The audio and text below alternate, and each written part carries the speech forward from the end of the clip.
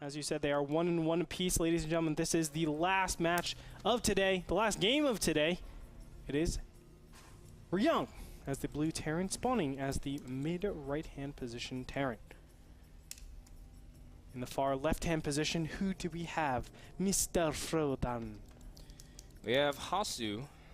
It's HasuObs, the yellow Terran from Team Mouse Sports CC. And over in the bottom right, no, I'm kidding. I know you do. I do that to you all the time. But HasuObs, he's... You don't listen to me. You don't really care. You don't You're there, care. but you're not really there. I've heard that so many times. Really? I haven't. Because you're so good with the women, Andre. Obviously. So good. No, I'm good with people. So good. That's what it is. Okay, that's not a women thing. That's a people thing. Just it's a human thing. It's a human thing. You don't pay attention to me. Good crying voice. I don't even know right? what to say to that. Dude, that's an excellent crying voice. It was more like a puppy whine at that point. You're a puppy whine. HasuObs doing the very standard build. He's this has actually been a lot more popular. I think it got popular from Titan actually. Actually, I should just say the Russian scene, Russian-Ukrainian scene, where they don't actually populate their gas until the probes saturate out. And you keep 16 probes on your minerals at all times, and that way you're able to get a super fast nexus. It comes a little bit earlier. If you guys didn't know, 16 probes is when you're at optimal saturation. Every single probe is mining 40 minerals per minute. Any probe after that is actually only mining 20 minerals per minute. So it is a pretty big decrease. That's why people always stop at around 16. I mean, if you think of warp gates, it's 20 probes. 16 for the minerals, 3 for the gas, and 1 so you can go place pylons around the map. Yeah, and we see the really quick nexus actually before even warp gate started. So Hasu playing a very macroeconomic style. Now, Ryung is going for a 2-racks. That's actually kind of an old school build. This build has been around since 2010. That's how long this build's been going on. And it's a pretty standard concussive marine push. The idea is you just get a little bit of marauders here and there, and you just kind of pressure Protoss ever so slightly. Yeah. Here's the big problem, though. HasuObs went for his second assimilator. Normally, you don't see this style being punished all too often. Now, HasuObs also has not scouted. If he scouted, he would see that there's no expansion down here. 2 racks should be in his opponent's range. He should say, I need to be careful for this particular build. It looks like concussive shell is being upgraded right now. Normally you push out with 1 single marauder, but he's not doing that. Kind of interesting. Now, I don't know if he's... I think this is off-timed, actually. I think this is off-timed. He needs to push out a little bit earlier, but... oh, the marauder... Excuse me, the marauder is spotted out here. Yeah. And now for sure, HasuObs knows this is a 2-racks play. I like this. 2 additional gateways are down here. I would actually say get another gateway. Be that bold. Be that bold.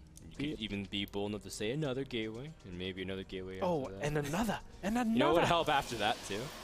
Another gateway. Go on.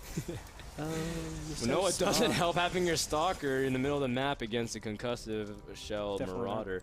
And so Hasu's going to retreat. He only has 1 stalker, 1 sentry against a handful of marines and a couple marauders. So this is going to be really tough. Now, I love that Hasu is not going to try to defend his natural right now. He doesn't need to. Oh, and Ryung actually might poke in there. Now, I would have loved HasuObs to actually back the sentry back so his opponent gets this false sense of security and then push in there. But now that the bunker is down... that one stalker barely escapes. Yeah, that really... He doesn't really even need that bunker too much, but it's just for security. Oh, Hasu's going to move out here. Just kidding, he does need that bunker, as the bunker will allow him to push up here. And Hasu doesn't really have that much to be able to take on the Marauders directly. He's trying to pull his probes and now confront it. And you can see that in the end, Ryung still has a really good position in terms of with this bunker. But he does clean up a huge amount of the Marauders, which is really good, making sure he can't kite. But this Nexus is still going to be whittled down here. Yeah, and on top of that, he has a ton of units just rallied on over here. HasuObs just doesn't have the capacity. He actually chrono boosted his Nexus, which is probably the worst decision here. Yeah, he needs to actually chrono boost out his gateways ASAP. As you can see, there's not a lot going from him. Let's go ahead and look at the HasuObs cam and see where he's at this point, because I know I want to actually target his warp gates, but it doesn't show it. So yeah, more reinforcements in, and the probes are being pulled, so this could be a defining moment here. As no, just kidding, Hasu doesn't want to actually play that game. He can't really lose too many more probes, because now it's to the point where he doesn't really have that strong of an economy because he's pulled so many probes off the mineral line. And you can see Hasu, he's still warping in Zealous and Stalkers, but this bunker that's halfway done has actually been a really big save for him. But still, these Marauders have been absolutely ravaging to most of Hasu's economy and just constantly stalling out these units. Man, this is they're going to go for the Nexus now. They're going to go for the Nexus. They can actually just target it down, but no, he's going to continue microing back. Yeah. Ryung is just playing all over his opponent. So patient. And HasuObs just cannot get enough units out at this point. He has 500 gas stacked up here. That is so tough.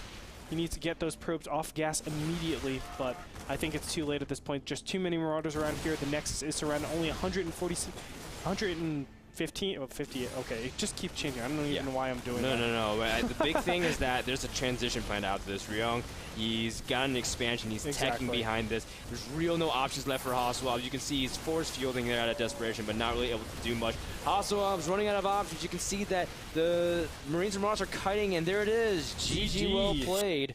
Slayers Ryung takes the series 2-1. I love the mind game there. I love that mind game. He sees his opponent has gone for a fast expansion like that. Let's throw in a 2 racks pressure. And for some reason, HasuObs did not probe scout. If he probe scout, I think he would be a lot better in that. He would have read, okay, my opponent isn't taking expansion on the low ground. I need to prepare for fast expansion, 1-1-1, and 2 racks. 2 racks, 3 racks. Yeah. You kind of couple those together. But overall, very nicely played by Ryung. Nice to change it up and add that in there. And overall, good job. Hey, Andre, did you like the mind game, by the way? I love the mind game. I want to make sure that you guys actually understand this. There's a couple of things that happen in Starcraft II, one of which is mind gaming. And I love what Ryung did there. So basically what happened is HasuObs went for a very greedy expansion all 3 games. Yeah, right? And what Ryung did was he mind gamed his opponent. Okay, so you might not understand that. He actually baited him into making that expansion, and then he went for the 2 racks and then mind gamed his opponent.